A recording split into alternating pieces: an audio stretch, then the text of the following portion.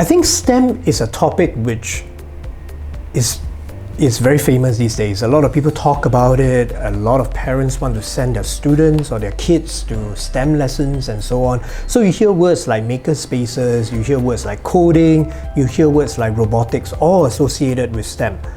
Now these are good endeavors in STEM, and they're probably chosen because they are very realistic, very quick to show the effects of learning something concerning STEM. But as a science educator for quite a number of years, looking at how children or learners should be learning science, I think STEM is way more than that. So let's get back to the basics, right? So what is STEM?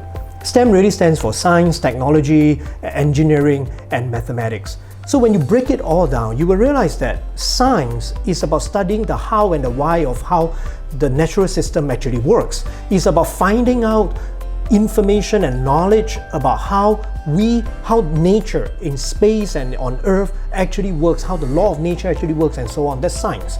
But when we apply science to solve problems in society, that act itself is actually called engineering. So engineering is actually what we call problem solving, the science of problem solving. When the solutions get commercialized and get used by people in society, that becomes technology, as we know it to be. So we have taken care of science, technology, and engineering. Now where does mathematics fit in? In the understanding of how the natural world works, in the coming up with solutions, in the analysis of how different things actually react when your solution plays out in a certain way, that's all mathematics. To be able to describe the patterns of how things actually work in real life, that's mathematics. So when you put that together, where does all the other things we know to be like coding comes in? It comes in because it's an expression of all these knowledge put together. But then it's way more than that, isn't it? If you look at STEM, based on what I've just described to you, you will realize that in the current crisis of the coronavirus crisis, the one piece of technology that people should be using the most is actually soap.